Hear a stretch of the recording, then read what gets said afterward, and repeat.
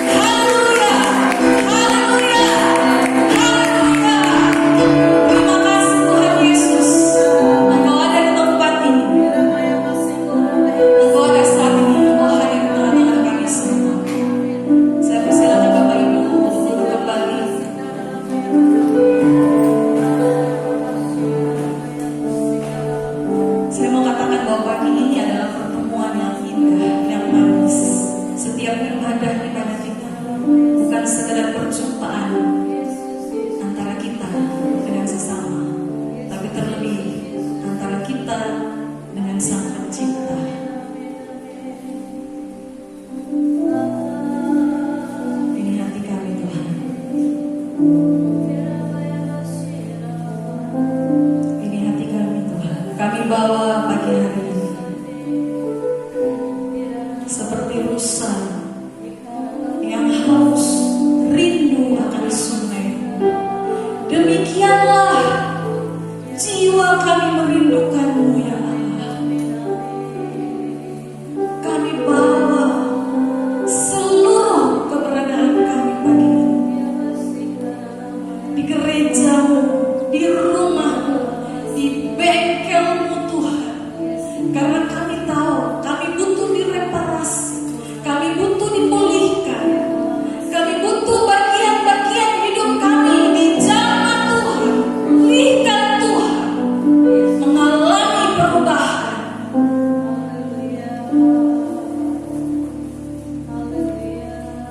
Roh Kudus bekerja. Pagi ini kami mau dengar firman Tuhan. Urapi hamba-Mu dengan segala keterbatasan hamba-Mu Tuhan.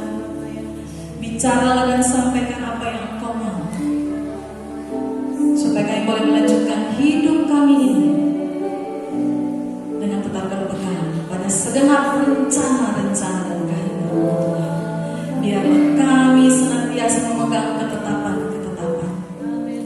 Terima kasih pagi ini kami mengucap syukur. Terima kasih buat kehadiran Tuhan yang manis, yang lembut dalam setiap hati kami. Kami sambut berkat firman Tuhan hanya dalam nama Yesus Tuhan kami, Juru Selamat kami yang hidup satu-satunya. Kami berdoa. Haleluya. Amin.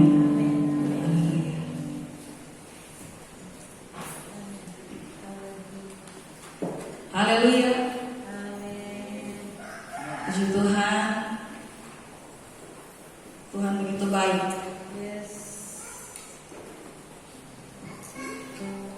Dia sungguh luar biasa bagi kita semua. Dan saudara, saya sangat kagum dengan orang-orang yang berjuangan, ya, berjuang untuk ibadah, berjuang untuk mencari Tuhan, berjuang untuk mengejar Tuhan.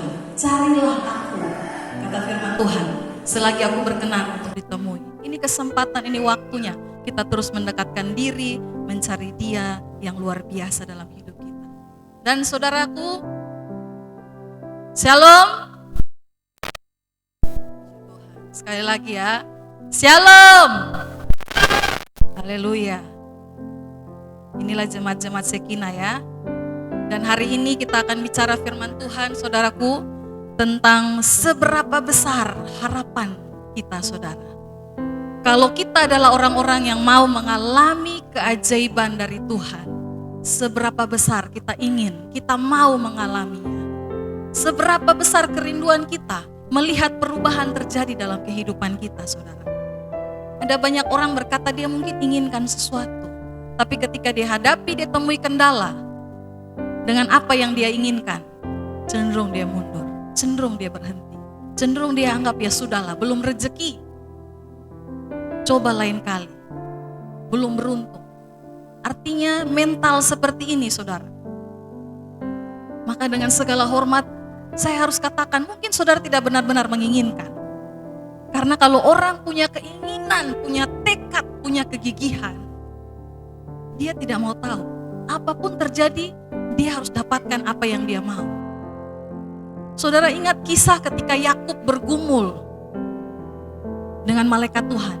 Dia katakan, aku tidak akan melepaskan sampai engkau memberkatiku. Dia bergumul begitu hebat sampai fajar menyingsing. Dan akhirnya malaikat itu memberkati dia. Ada satu frase dalam bahasa Inggris berkata push. P-U-S-H. Push. Pray until something happen. Berdoa sampai sesuatu itu terjadi. Kalau orang punya keinginan, punya tekad, dia akan berupaya bagaimanapun juga untuk menemukan jalan, caranya, supaya keinginannya itu bisa didapatkan.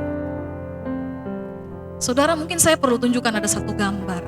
Bisa kira-kira dimunculkan?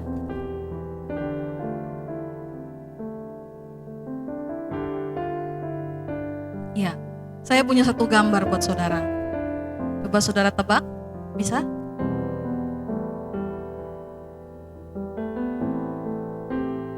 Oke, sebentar. Ini kita bicara pagi hari ini firman Tuhan, mengalami keajaiban Tuhan.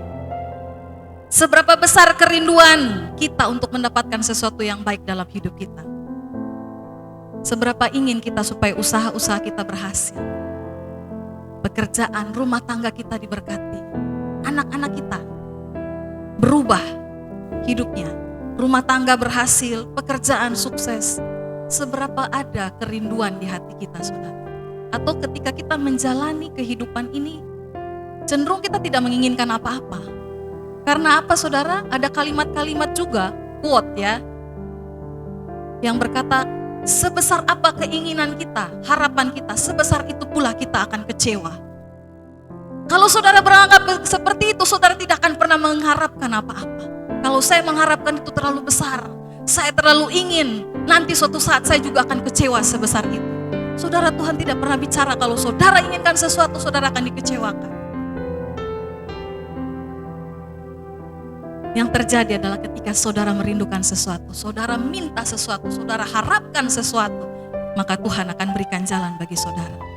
Ada perbedaan, saudara, antara orang yang benar-benar ingin dengan orang yang cuma ingin, sebatas ingin saja. Saudara mau mengalami keajaiban Tuhan, amin. Kalau pakai bahasa anak muda sekarang, saudara mau aja atau mau banget? Ya, ada perbedaan, saudara. Mau aja, ya dikasih syukur, kalau nggak dikasih juga nggak apa-apa, belum beruntung. Tapi mau banget, artinya apa? Saudara akan berupaya. Apapun terjadi, saudara akan mengejar sampai itu terjadi. Demikian juga orang yang mau mengalami keajaiban Tuhan. Saudara tentu ingat, ketika kisah Raja Daud, pada waktu itu dia belum menjadi raja, pada umur 17 tahun. Suatu kali datang Nabi Tuhan Samuel. Di situ Samuel mengurapi Daud, usia 17 tahun, dia dilantik, diurapi untuk menjadi raja. Tapi saudara, Daud tidak serta-merta langsung berangkat ke istana hari itu juga. Dia kembali ke padang gembalaan, kambing domba, 1-2 ekor itu dia sendirian di sana menjaganya. Mungkin dalam urutan keluarga karena dia yang kecil. Jadi disepelekan, dianggap kalau dalam bahasanya anak bawang. Ada tapi sebenarnya tidak ada. Ada tapi gak dianggap sebenarnya anak bawang ya. Daud begitu disepelekan, dianggap tidak ada sebenarnya. Tapi kuncinya, waktu Daud akhirnya pertama kali menginjakkan kaki di istana, dia bertemu dengan Saul. Ketika dia harus pertama kali melawan Goliat, di situ Saul langsung iri. Dia cemburu melihat Daud. Dari situlah perjalanan Daud. Harus dikejar, harus lari, harus sembunyi. Tapi itu tidak pernah membuat Daud itu berhenti. Ketika semua keadaan itu sebenarnya yang membawa dia, Daud, satu-satunya kemudian menghantar dia menjadi seorang raja adalah karena memang dia mau menjadi raja. Tidak ada yang bisa menghalangi saudara ketika saudara benar-benar punya kerinduan, punya keinginan. Apa? Sebesar apa kerinduan saudara melihat mungkin anak saudara berubah, harusnya lebih rajin mandi, lebih rajin belajar. Kalau kerinduan saudara begitu besar, saudara meletakkan kerinduan saudara, saudara mengharapkan, maka itu akan terjadi, saudara. Haleluya. Bisa kita melihat gambarnya sekarang? Belum? Oke, kasih jempol saja kalau sudah bisa. Tidak masalah. Saudara,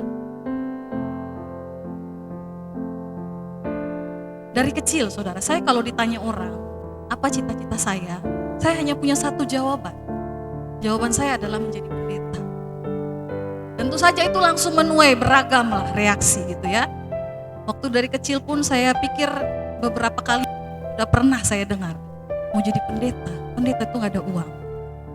Mungkin bisa disensor, karena pendeta sekarang juga banyak uangnya saudara. Saudara aja gak tahu. Haleluya. Mau jadi pendeta, nanti ditempatkan di mana? Kalau pelosok, banyak yang saya dengar saudara. Saya mungkin beruntung karena punya orang tua yang mendukung. Saya selalu diajak ke gereja. Kalau di gereja saya gak boleh kemana-mana saudara. Duduk di sebelah orang tua. Lakukan apa? Catat khotbah. Tulis setiap ayat yang disampaikan. Kalau dulu gereja saya dulu alirannya itu pendetanya khotbah, Bisa separuh ayat semua, Alkitab semua keluar, saudara. Jadi saya sebagai anak kecil rajin, catat. Makanya kalau hari ini saudara lihat saya selalu kemana-mana bawa buku, ya dari sana berasalnya saudara ya. Senang catat. Nanti pulang sampai rumah pun, buka tadi catatannya. Dikhotbahin ulang saudara. Jadi saya hampir setiap minggu mendengar khotbah setidaknya 2 kali. Kalau saudara sekarang mau dengar khotbah ulang, tinggal tekan YouTube Sekinago. Bisa putar berkali-kali, ya kan? Zaman saya harus baca lagi itu ayatnya di sini Bapak. Nanti Bapak saya mulai terjemahkan versi Bapak saya. Tadi saya dengar versi Pak Pendeta, sampai rumah versi Bapak saya. Saya tabah saudara. Kalau di gereja mungkin 1 jam lah pendeta khotbah. Nanti sampai rumah ya kira-kira 2-3 jam lagi Bapak saya gitu ya. Tapi saya bertahan. Saya pikir itulah. Kenapa? Karena saya memang menginginkannya. Dalam segala ketulusan, kepolosan saya bahkan tidak mengerti. Karena dalam seluruh keturunan kami belum ada yang jadi pendeta, saudara ya. Saya terus terang tidak mengerti sebenarnya pekerjaannya apa. Saya cuma merasa bahwa itu pekerjaan yang bagaimana ya, bukan pekerjaan tapi panggilan di hati saya. Saya tidak pernah bisa mengucapkan profesi lain, saudara ya. Cuma itu yang saya inginkan. Apa keinginan saudara? Bicara keinginan ini bukan semata-mata keinginan yang saudara mau, tapi bicara keinginan ini, seberapa besar saudara ingin sesuatu terjadi dalam hidup saudara. Seberapa besar saudara mau alami keajaiban Tuhan, bicara dorongan di hati saudara. Bicara Roh Kudus yang menaruh dorongan di hati saudara. Saudara ingin melihat keajaiban terjadi dalam keluarga besar, dalam gereja saudara, dalam masyarakat lingkungan saudara. Seberapa besar kerinduan saudara. Saya mau tunjukkan satu gambar. Boleh dimunculkan? Ya, saudara bisa tebak ini gambar apa saudara? Paku ya. Tapi saudaraku, ini paku bukan sembarang paku. Kalau saudara lihat itu memenuhi 1 toples, itu dikumpulkan oleh seorang anak laki-laki berumur 11 tahun. Saya ngamatin, kamu lagi apa nak? Ya, jadi megang palu, kayu, setiap ketemu yang ada paku, dia berusaha mengeluarkan gitu ya. Lama baru saya ngerti, sebenarnya ini adalah keinginan terbesarnya, upayanya mengejar harapannya. Mau beli sepeda. Dia berpikir itulah caranya. Tapi saya, rasanya waktu itu saya rasanya berbalik dan rasanya mau netes air mata saya. Anak saya tuh nyongkel-nyongkel saudara ya. Entah kayu dari mana gitu ya, ini pakunya datang dari mana. Itu satu demi satu loh. Saya lihat dia buka pintu, cuman mau naruh itu. Kayak keberhasilan luar biasa buat dia. Itulah, dia sedang menabung untuk keinginannya terwujud. Seberapa besar keinginan hati saudara? Adakah Tuhan melihat saudara punya kerinduan yang begitu besar sehingga Tuhan tidak akan menahan apa yang saudara mau? Tuhan akan kasih buat saudara. Adakah Tuhan lihat hati saudara seperti itu? Saya benar-benar ingin Tuhan pekerjaan itu. Adakah saudara punya seperti itu? Atau saudara bilang pada Tuhan, terserah. Jadi kalau nggak jadi, saya masih punya 50 lamaran lainnya. Tinggal tunggu mana yang akan nelpon duluan. Atau saudara push, saya mau yang ini Tuhan. Mungkin buat itu prinsip yang berbeda soal ngotot, soal yang lain. Tapi saya mau bicara pagi ini bagaimana orang bisa mengalami keajaiban Tuhan. Dia harus terlebih dahulu punya keinginan yang besar. Dia mau kejar itu, dia mau lakukan segala apapun supaya itu terwujud dalam kehidupannya. Dan pagi ini saudara, saya mau katakan kalau saudara berhenti di langkah pertama oleh karena ada orang mengejek saudara. Hari itu saya menahan diri untuk tidak mengejek apapun. Aku karatan atau yang lain, saya nahan diri benar-benar. Karena saya tahu dia sedang berupaya. Dalam segala ketulusannya itu yang dia tahu. Kalau saudara berhenti di langkah pertama, saudara ingin lihat anak saudara berubah. Tegur sekali dia gak berubah, saudara berhenti di langkah pertama. Karena saudara anggap ini gak akan terjadi lah. Emang begitu anaknya. Atau saudara mungkin sampai di langkah kelima dan saudara mulai putuskan saya berhentilah. Nasihatin dia terus. Masuk telinga kiri gak keluar-keluar. Maksudnya dia gak pernah berpikir barangkali gitu nasihat orang tua. Lalu saudara, sudahlah. Atau barangkali saudara cukup kuat sampai langkah ke-10. Lalu saudara mulai lihat gak ada perubahan apa-apa terjadi. Saudara mulai ragu. Ini benar-benar saya inginkan atau tidak. Maka dengan segala hormat, saya mau bilang sebenarnya saudara tidak menginginkan itu terjadi. Karena ada perbedaan yang jelas, orang ingin atau tidak ingin. Hari ini, pagi ini kita akan belajar bagaimana mengalami keajaiban Tuhan. Ada satu tokoh di dalam Alkitab kita, mari kita buka di dalam Markus. Ya, pakunya udah. Kalau soal saudara belum lihat sepedanya, itu soal yang lain lagi saudara. Bukan semata-mata soal uang. Tapi memang ada prinsip lain untuk menghargai apa yang dia sudah punya. Haleluya. Ini saya nggak bermaksud loh ya memberi inspirasi pada anak-anak semua di sini. Pulang rumah lalu nyari semua paku di rumah, jangan ya. Haleluya. Mari kita lihat Markus pasal 10 ayat 46. Saya baca ayat pertama, saudara baca ayat kedua, kita bergantian sampai ayat 52. Ayat pertama, Yesus menyembuhkan Bartimeus. Perhatikan saudara kalimat-kalimatnya. Lalu tibalah Yesus dan murid-muridnya di Yeriko. Dan ketika Yesus keluar dari Yeriko bersama-sama dengan murid-muridnya dan orang banyak yang berbondong-bondong, ada seorang pengemis yang buta bernama Bartimeus, anak Timeus, duduk di pinggir jalan. 47, giliran saudara.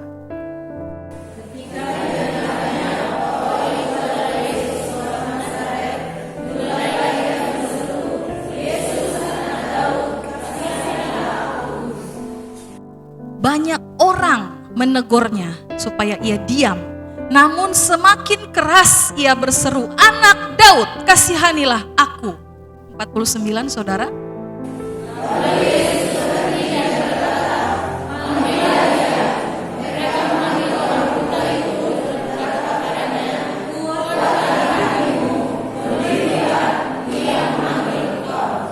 Lalu ia menanggalkan jubahnya, ia segera berdiri dan pergi mendapatkan Yesus. 51 saudara.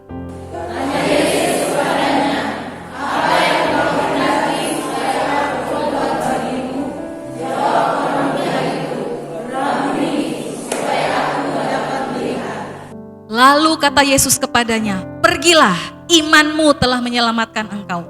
Pada saat itu juga melihatlah ia. Lalu ia mengikuti Yesus dalam perjalanannya.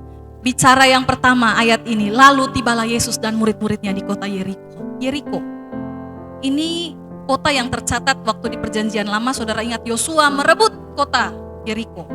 Orang Israel harus muter-muter. Berapa kali saudara? Muter-muter keliling sampai temboknya rubuh?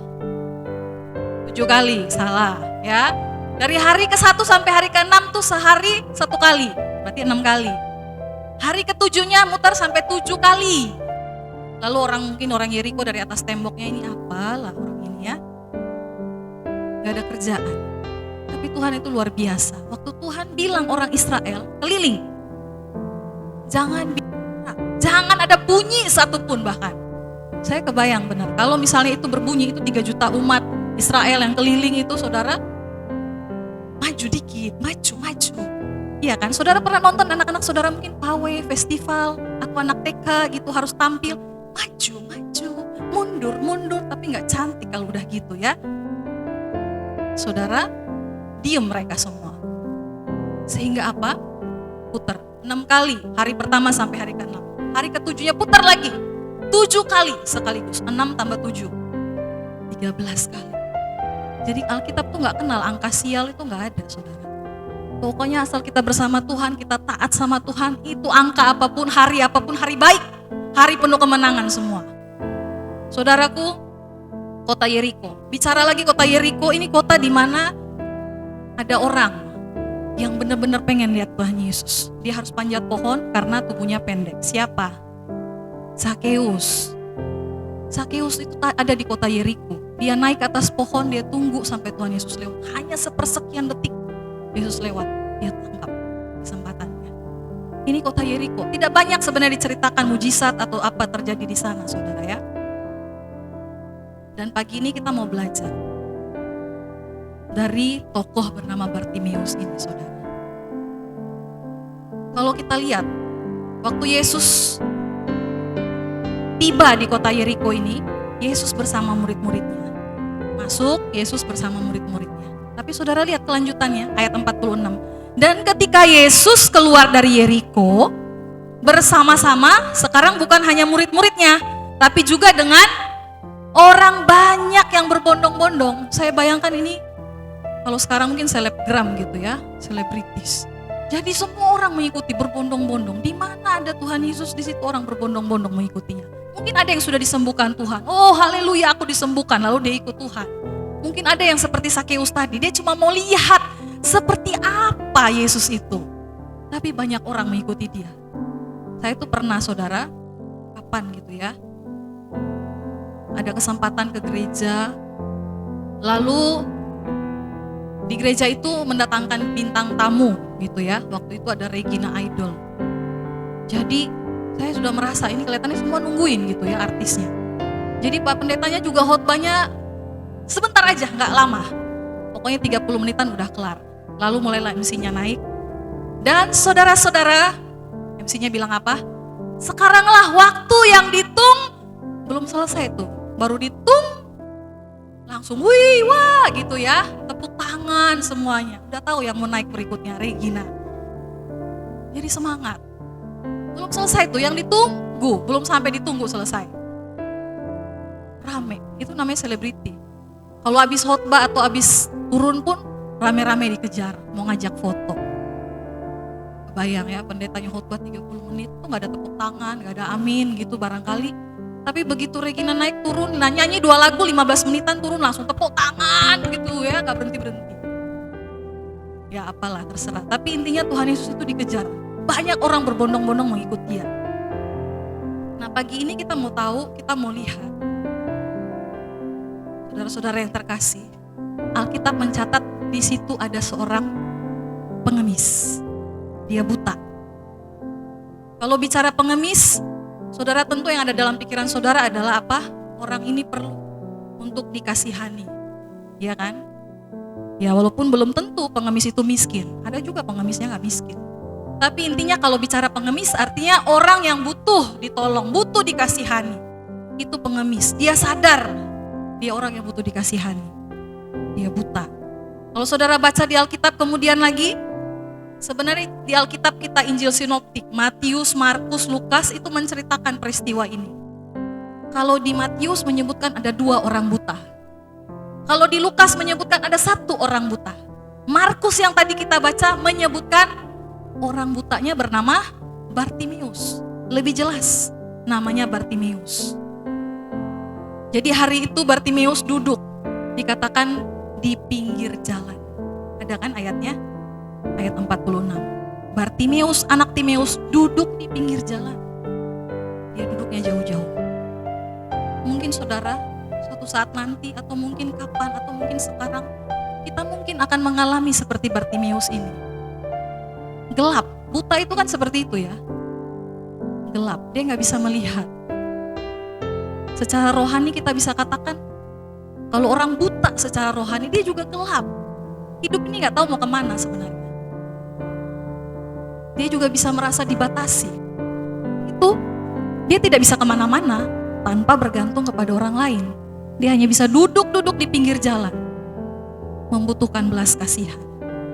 Kalau ada titik di mana kita merasa menganggap bahwa hidup kita ini sebaik kita butuh dikasihani Tuhan, maka kita boleh belajar pagi ini dari teladan Bartimeus. Orang-orang yang mencari Tuhan tidak akan pernah dikecewakannya. Orang yang berseru memanggil Tuhan, dia pasti dengar dan jawab. Pelajaran dari Bartimeus ada 2 hal pagi hari ini yang akan kita catat, kita ingat, dan kita mau seperti Bartimeus ini saudaraku. Yaitu apa? Bartimeus yang pertama, kita mau lihat teladan Bartimeus bagaimana untuk mengalami keajaiban Tuhan. Yang pertama adalah kita lihat di ayat 47 saudara. Ketika didengarnya bahwa itu adalah Yesus orang Nazaret. Ketika didengarnya, Bartimeus ini walaupun dia buta secara rohani, tapi pendengarannya tetap ada. Dia dengar, mungkin orang banyak berbondong-bondong itu bicara tentang Yesus, pasti bicara. Jadi dia tangkap. Yeriko ini saudara, kota yang sebenarnya kota para imam. Imam-imam banyak di situ, tapi Bartimeus ini mendengar, rupanya ada pribadi yang luar biasa.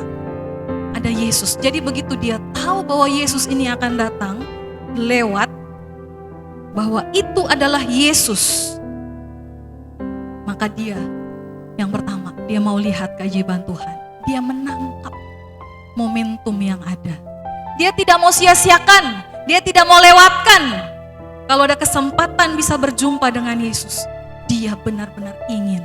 Dia sangat ingin. Waktu Bartimeus tahu itu Yesus yang lewat, walaupun dari sekian banyak orang berbondong-bondong, ada banyak suara-suara yang lain, tapi dia cuma fokus satu.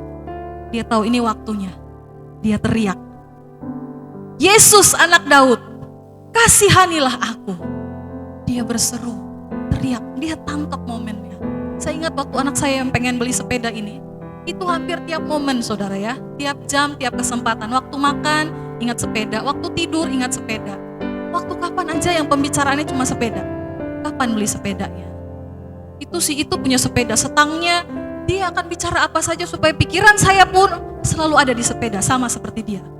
Dia tahu bagaimana menggerakkan hati saya. Lama-kelamaan pasti saya juga akan berpikir, oke, ayo. Dia tahu itu yang akan terjadi. Makanya itu terus pagi, waktu makan pun gak mau makan. Hah? Kapan beli sepeda? Hah? Ini ternyata poinnya. Ya kan? Saudaraku, Bartimeus, dia menangkap kesempatan. Walaupun hanya sepersekian detik waktu Yesus itu lewat, dia tahu itu Yesus, dia tangkap momentum itu. Hidup ini, hidup kita pun saudara. Kalau ada perasaan, keadaan di mana saudara tahu, mungkin saudara sedang ramai di kantor, saudara mungkin juga sedang berbondong-bondong orang, mungkin di keramaian, tapi saudara tahu tiba-tiba ada di hati saudara untuk Tuhan bicara. Atau saudara lihat sesuatu dan saudara ingat kebaikan Tuhan. Tangkap momentumnya, jangan lewatkan. Karena itu pertanda saudara akan segera alami keajaiban Tuhan seperti Bartimeus. Dia tiap hari duduk di pinggir jalan, tapi momen hari itu dia tidak mau lewatkan. Dia tahu dia perlu dikasihani Tuhan. Hidup dalam kegelapan. Bertahun-tahun, tidak dijelaskan berapa lama dia sudah buta. Tapi dia tahu satu hal, hari itu dia tidak boleh sia-siakan. Kesempatan perjumpaannya dengan Tuhan. Saudara, ada berapa banyak orang hari-hari ini kadang-kadang tidak tahu menghargai artinya perjumpaan dengan Tuhan. Artinya menghargai ibadah. Artinya menghargai ketika Tuhan bicara. Dan dia mau duduk sebentar, dia mau dengar, dia mau kasih perhatiannya buat Tuhan. Dia mau tangkap momentum itu. Dia mau lihat keajaiban terjadi. Banyak kali kita tuntut Tuhan, saya mau lihat ini berubah, ini dipulihkan, itu disembuhkan.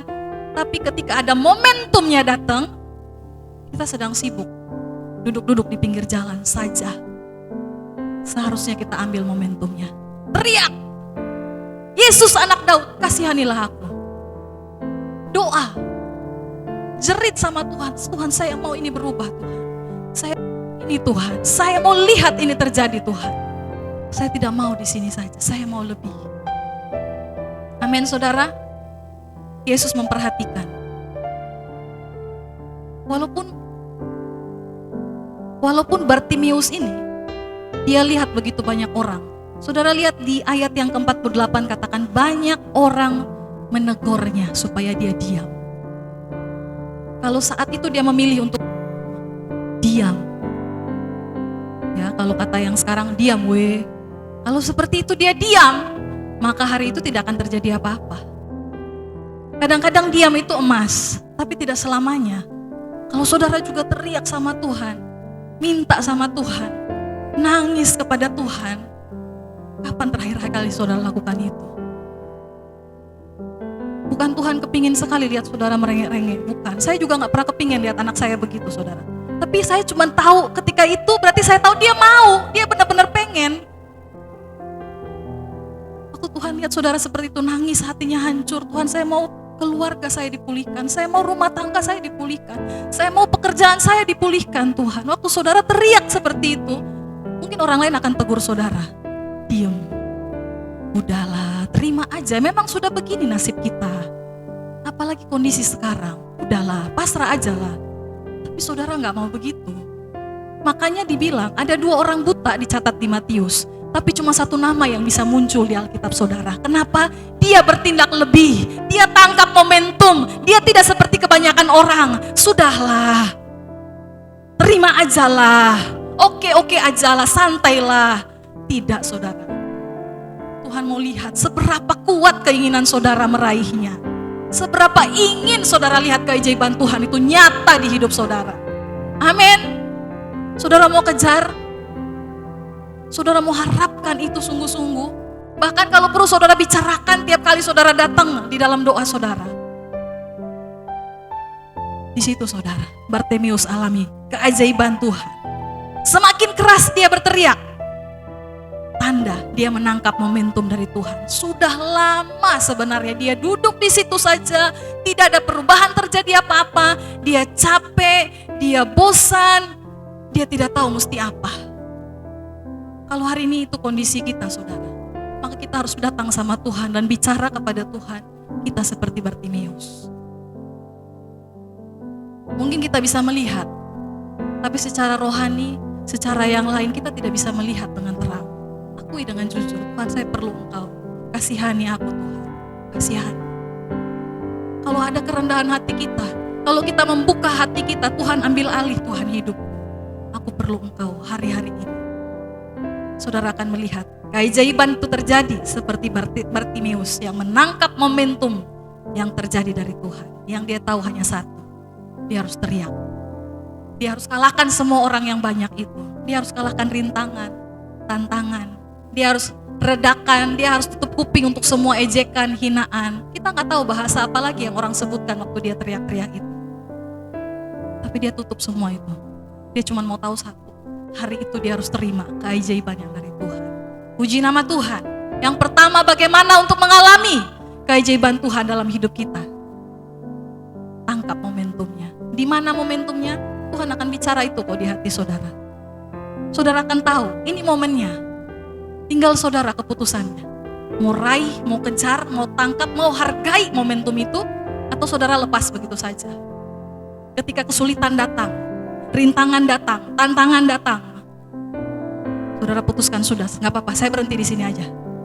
Mungkin bukan ini kesempatannya. Atau saudara putuskan, langkah pertama saya udah maju, langkah kelima juga saya akan tetap maju. Mau langkah sampai ke 10, ke 100 pun saya akan tetap maju. Waktu Tuhan lihat itu, dia tidak akan tahan. Kalau saudara baca di ayat selanjutnya, Tuhan itu balik badannya. Panggil dia ke sini. Saudara lihat itu, Tuhan tidak akan tahan. Kalau saudara jerit dengan kencang, hati saudara hancur dan menginginkan keajaiban itu terjadi, pemulihan itu terjadi. Tuhan akan berbalik buat saudara. Tangkap momentumnya, haleluya.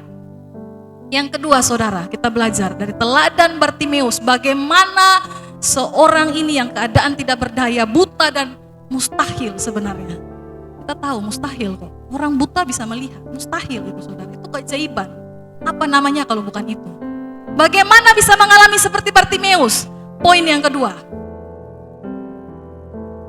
datang pada alamat yang tepat. Ada banyak orang, dia ingin sesuatu, dia mau kejar sesuatu, dia mau dapatkan sesuatu, tapi dia datangnya pada orang yang salah, datang pada pribadi yang salah, datang ke alamat yang salah. Bartimeus ini tahu, dia datang tepat, alamat yang tepat. Ayat 48 saudara. Banyak orang menegurnya supaya ia diam. Saya naik ayat 47, mulailah ia berseru. Ketika didengarnya bahwa itu adalah Yesus orang Nazaret, mulai ia berseru, Yesus anak Daud, kasihanilah aku. Anak Daud saudara. Artinya Bartimeus ini begitu menghayati siapa Yesus. Saudara, dia bisa panggil Yesus anak Daud. Dia bisa panggil Yesus Mesias. Anak Daud sama dengan Mesias. Sementara Thomas, murid Yesus yang bersama-sama, duduk makan bersama, pelayanan sama-sama. Tapi waktu Yesus bangkit, murid-murid kok yang bilang Yesus sudah bangkit. Menampakkan diri, gak akan percaya, kecuali aku lihat sendiri. Tapi Bartimeus ini dia gak lihat, matanya buta bahkan. Tapi hatinya begitu terang, dia bisa menghayati Yesus Mesias, Yesus anak Daud. Dia teriak saudara, Yesus anak Daud, kasihanilah aku. Alamat yang begitu tepat. Apa artinya saudara? Yesus anak Daud. Padahal jelas-jelas kita tahu Yesus itu anak Yusuf. Ya? Yesus anak Yusuf. Tapi bisa Bartimeus ini teriak, Yesus anak Daud. Dikatakan ayat 48, ayat 47, ketika didengarnya bahwa itu adalah Yesus orang Nazaret. Kebanyakan orang menyebut Yesus orang Nazaret. Nazaret itu kampung ibunya, Maria. Itu seperti pendeta Ceni dari Kupang. Kira-kira begitu. Orang kenalnya begitu. Yesus orang Nazaret. Tapi Bartimeus ini dia panggil berbeda. Yesus anak Daud. Yesus Mesias. Haleluya. Bicara tentang Yesus Mesias. Kata Mesias ini muncul di perjanjian lama. Ada di Yeremia, Yeskiel, Hosea. Bicara Mesias, bicara tentang pembebasan. Waktu orang Israel terbuang. Mereka ada dalam pembuangan, dalam kesulitan yang begitu besar. Mereka cuma pegang satu janji. Akan datang Mesias memulihkan segala keadaan mereka. Mereka pegang betul-betul janji itu Mesias. Sampai hari ini masih pegang mereka. Tapi detik itu Bartimeus tahu, kenal, walaupun dia tidak melihat secara jasmani, tapi hatinya melihat, dia tahu ini alamat yang tepat waktu dia berseru, Yesus Mesias. Yesus anak Daud, kasihanilah aku. Anak Daud. Daud itu lahirnya di Bethlehem, saudara. Kenapa dibilang Yesus anak Daud? Karena Yesus juga lahirnya sama di Bethlehem. Kalau mau usut, kenapa Yesus itu tidak lahirnya di Yerusalem aja? Supaya lebih terkenal. Itu kota, semua datang ke Yerusalem. Semua orang dari berbagai penjuru datang ke kota besar ini, Yerusalem. Harusnya di sana lebih terkenal. Tapi Yesus lahirnya di Bethlehem. Dan saudara ingat peristiwa Yesus lahir? Saat itu mereka sedang ada di Nazaret. Tapi apa yang terjadi? Dekret pertama kalinya Kaisar Agustus pada waktu itu mengeluarkan dekret. Semua orang harus kembali ke kampung asalnya. Itu bagaimana saudara bayang waktunya bisa begitu tepat. Sementara Maria sedang hamil di Nazaret. Tapi kemudian bisa melahirkannya di Bethlehem. Menjadikan Yesus anak Daud. Lahir di Bethlehem. Karena apa saudara? Tangan Tuhan. Dekret itu keluar pas, tidak lebih, tidak kurang sebulan. Kalau lebih, mungkin aja sudah lahir duluan di Nazaret. Atau mungkin saja bisa lahir waktu perjalanan sampai Yerusalem. Itu jaraknya ratusan kilometer. Tapi begitu tepatnya. Sehingga benar-benar seperti Mika bilang, hai Bethlehem Efratah, engkau bukan lagi yang terkecil. Memang dinubuatkan, tapi hari itu dekretnya datang. Dan kemudian bisa lahir Mesias, anak Daud. Yesus lahir di kota Bethlehem. Apa artinya Mesias, saudaraku? Waktu dia teriak, Yesus anak Daud, Yesus Mesias. Kita buka Injil Yohanes pasal 20 ayat 31. Injil Yohanes pasal 20 ayat 31. Tetapi semua yang tercantum di sini, di Alkitab saudara, supaya kamu percaya. Kalimat berikut sama-sama kita baca. Bahwa Yesuslah Mesias, anak Allah, dan supaya kamu oleh imanmu memperoleh hidup dalam namanya. Yesus anak Daud, kasihani aku. Petrus juga mengaku yang sama. Engkau adalah Mesias, anak Allah yang hidup. Apa jawab Tuhan? Di atas batu karang inilah, di atas pengakuannya Petrus bahwa Yesus itu Mesias, juru selamat. Dengan pengakuan itu, di atas batu karang inilah aku akan mendirikan jemaatku dan alam maut tidak akan menguasainya. Artinya gereja tidak bisa dihancurkan oleh apapun. Gedungnya boleh, tapi semua yang lain, iman kita percaya kita tidak bisa dihentikan oleh apapun. Di atas pengakuan itu, Yesus adalah Mesias. Kenapa penting? Waktu dia teriak, Yesus anak Daud. Yeriko itu adalah kota para imam, saudara. Jadi kalau dari Yerusalem, menurut tradisi setelah mereka melakukan semua ritual hari agama yang besar, mereka akan pergi ke Yeriko. Yeriko itu cenderung lebih rendah tempatnya, bahkan merupakan lokasi yang rendah di bawah permukaan laut. Jadi mungkin ibaratnya seperti puncak barangkali. Jadi itu tempat yang lalu lintas gitu ya. Semua orang akan senang pergi ke Yeriko. Itu kota para imam. Mereka senang pergi ke sana. Waktu Bartimeus ini teriak, Yesus Mesias. Jelas mereka harus tegur dia. Imam-imam semua di situ. Bagaimana dia bisa bilang Mesias? Karena Mesias itu berarti Sama dengan Kristus ya. Mesias itu bahasa Ibrani, Kristus itu bahasa Yunani ya, yang diurapi. Tapi makna yang lebih dalam, Mesias artinya juru selamat. Waktu tidak ada satupun yang bisa menolong kita, Mesias inilah satu-satunya yang bisa menolong kita. Waktu dia teriak Yesus, Mesias, dia mengaku alamat yang tepat, dia datang persis. Yesus tolong, kasihani aku. Teriakan yang seperti inilah, pengakuan seperti inilah, penghayatan akan iman seperti inilah, membuat Yesus seketika itu juga saudara.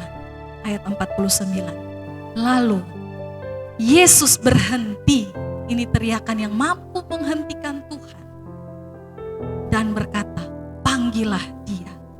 Mereka memanggil orang buta itu dan berkata kepadanya, kuatkan hatimu, berdirilah, ia memanggil engkau. Yesus memanggil. Ketika dia datang, tanya Yesus kepadanya, apa yang kau kehendaki supaya aku perbuat bagimu? Teriakan iman saudara pada alamat yang tepat akan membuat Yesus berbalik. Ada apa? Perlu apa? Apa yang kau kehendaki supaya aku perbuat bagimu? Waktu saudara datang, alamat yang tepat, saudara akan lihat keajaiban itu terjadi. Jangan lari ke yang lain-lain saudara. Alamatnya cuma satu, di bawah kolong langit ini tidak ada nama lain yang diberikan kepada manusia yang olehnya kita beroleh selamat. Hanya satu nama, hanya Mesias, hanya Yesus Kristus. Itu juru selamat kita. Datang pada dia dengan segala kesungguhan hati, segala ketulusan saudara. Lihat, Tuhan bahkan berhenti. Dia berbalik dan bertanya, apa yang kau perlu? Amin. Apa yang saudara perlu pagi hari ini? Tuhan tahu. Adakah saudara pakai kesempatan untuk berteriak, untuk memanggil, untuk datang pada Yesus alamat yang tepat? Pagi hari ini, mari datang pada Tuhan. Izinkan dia menjadi Mesias Tuhan, jalan keselamatan dalam hidup kita. Alami keajaiban Tuhan, karena tidak ada yang mustahil bagi Tuhan kita. Seberapa besar keinginan dan harapan saudara, ketika saudara nyatakan itu, sungguh-sungguh, walaupun rintangan apapun datang, orang mau tegur, mau hina, mau ejek saudara bahkan, tidak menghentikan saudara, maka Tuhan pasti akan lihat. Bahkan semakin keras, ia berseru. Adakah saudara seperti Bartimeus pagi ini? Mari kita mau datang pada Tuhan. Haleluya.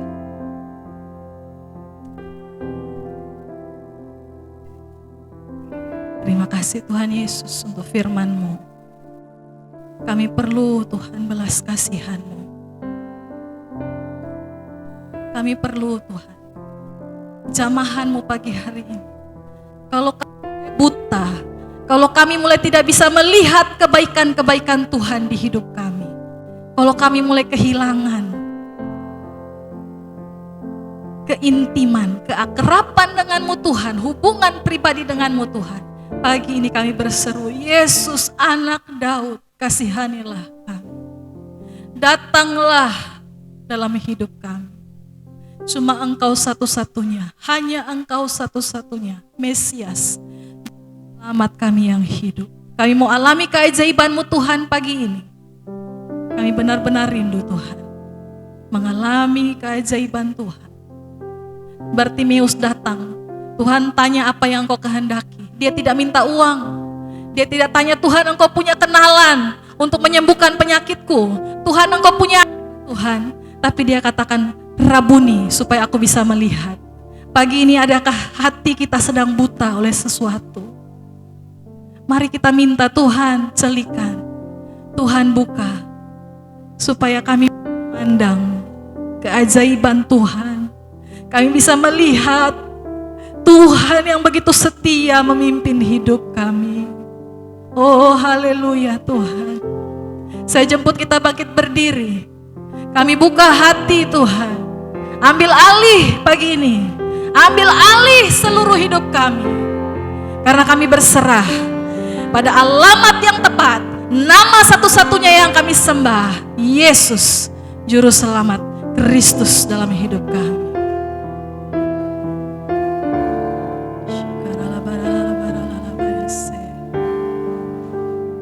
Terima kasih Tuhan. Roh-Mu yang hidup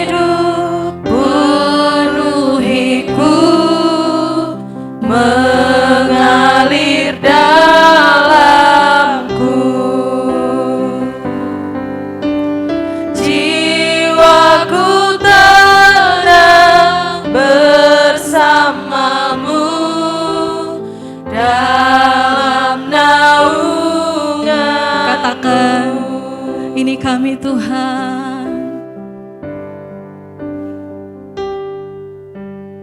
Roh-Mu yang hidup penuhiku, mengalir dalamku. Terus Tuhan mengalir pagi hari ini. Roh-Mu bekerja Tuhan. Jiwaku Beri damai, tenang beri sentosa, beri sejahtera. Beri pada kami Tuhan mata yang bisa melihat, karena kami buka hati. Ku buka hati untuk jamahan-Mu, berserah penuh di hadirat-Mu. Kau ambil alih Seluruh hidup kami, segenap hidup kami Tuhan bagi-Mu. di altar-Mu, Buka hati, menyembah-Mu.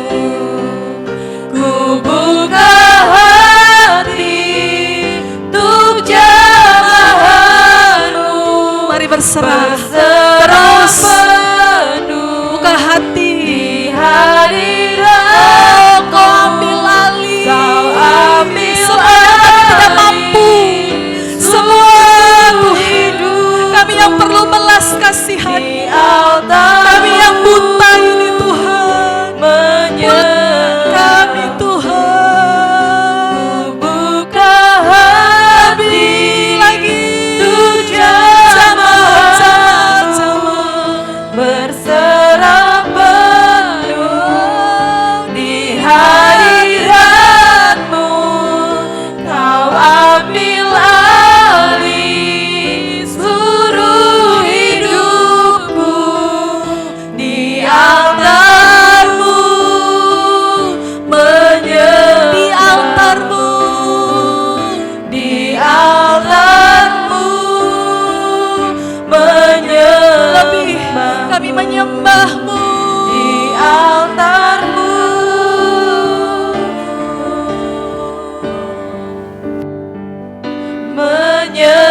menyembah-Mu. Haleluya, haleluya.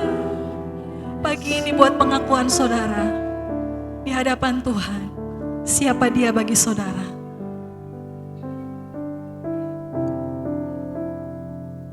Yesus, Engkau Mesias, Juru Selamat satu-satunya dalam hidup kami yang kami andalkan dan harapkan lebih dari segalanya. Pertolongan-Mu bagi kami pagi ini.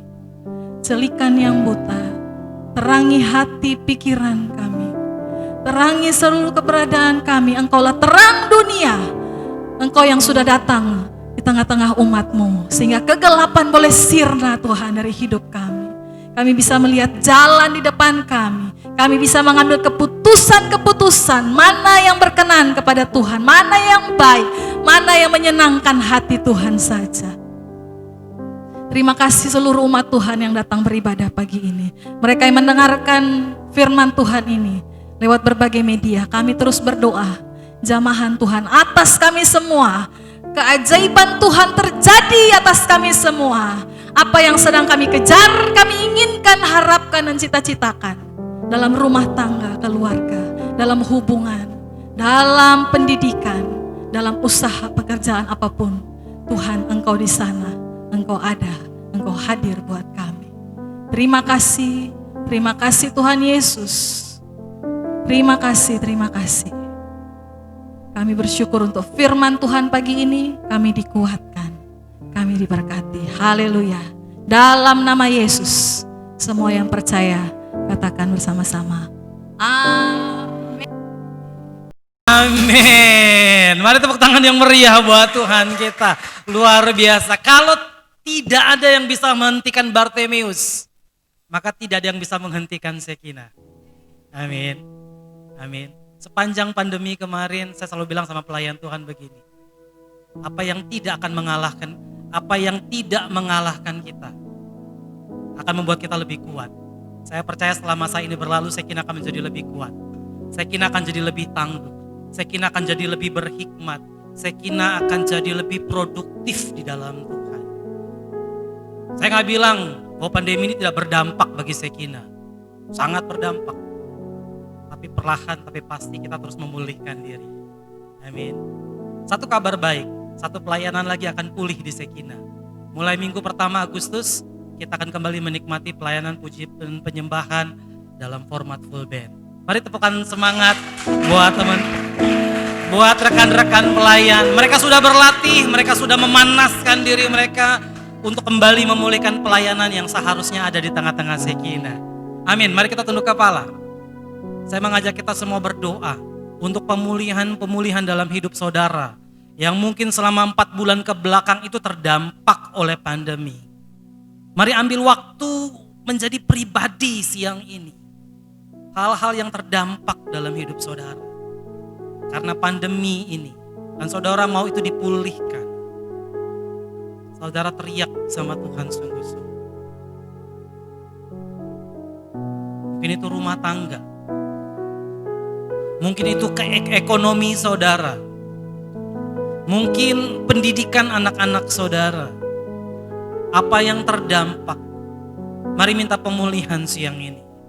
Minta pemulihan.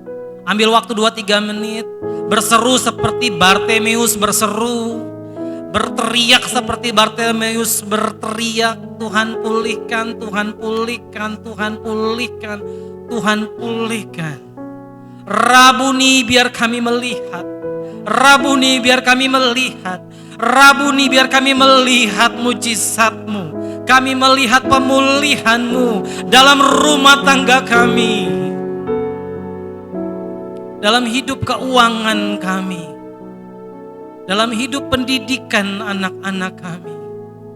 Biar kami melihat pemulihan perekonomian kota Batam Tuhan. Biar kami melihat pemulihan, biar kami melihat pemulihan. Bahkan kehidupan bangsa ini Tuhan, biar kami melihat pemulihan, biar kami melihat pemulihan. Terima kasih. Terima kasih. Terima kasih Tuhan. Terima kasih. Terima kasih. Tidak ada siapapun, tidak ada apapun yang akan menghentikan rencanamu dalam hidup kami. Menghentikan berkat-berkat-Mu dalam hidup kami. Tidak siapapun akan menghentikan kami untuk kami terus mencari-Mu, untuk kami terus datang kepada-Mu Tuhan. Ini kerinduan, ini hasrat kami Tuhan. Engkau tetap yang pertama, Engkau tetap yang utama dalam hidup kami. Terima kasih Tuhan. Musim ini akan berlalu. Kasih setia Tuhan semakin dinyatakan di tengah-tengah kehidupan kami. Terima kasih untuk hari ini. Terima kasih untuk ibadah Sekina. Terima kasih untuk hamba-hamba-Mu yang sudah melayani. Terima kasih untuk rumah-Mu Tuhan. Terima kasih. Terima kasih. Kami percaya setiap keputusan kami untuk akan menjadi keputusan yang memberkati kehidupan kami. Mari jemaat Tuhan, angkat tangan-Mu, angkat hati-Mu, terimalah berkat Tuhan. Terimalah dan bawa pulang berkat damai sejahteranya. Terimalah dan bawa pulang berkat sukacitanya. Terimalah dan bawa pulang berkat kasih karunia-Nya. Terimalah dan bawa pulang berkat perlindungannya. Terimalah dan bawa pulang berkat untuk menjadi berkat. Tuhan, kami terima semua berkat ini hanya di dalam satu nama. Yesus anak Daud, Yesus Mesias, Yesus Tuhan, Yesus Raja kami. Terima kasih. Kami terima berkat ini di dalam nama-Mu yang mempunyai kuasa, kerajaan, dan kemuliaan sampai selama-lamanya. Amin. Amin. Terima kasih Yesus. Terima kasih Yesusku, terima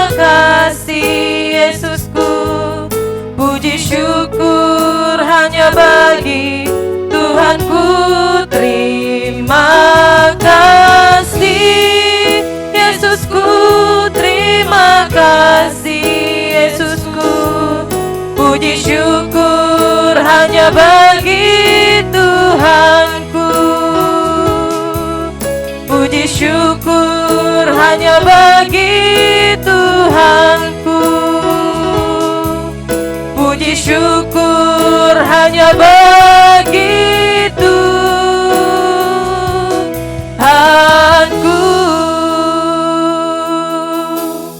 Amin.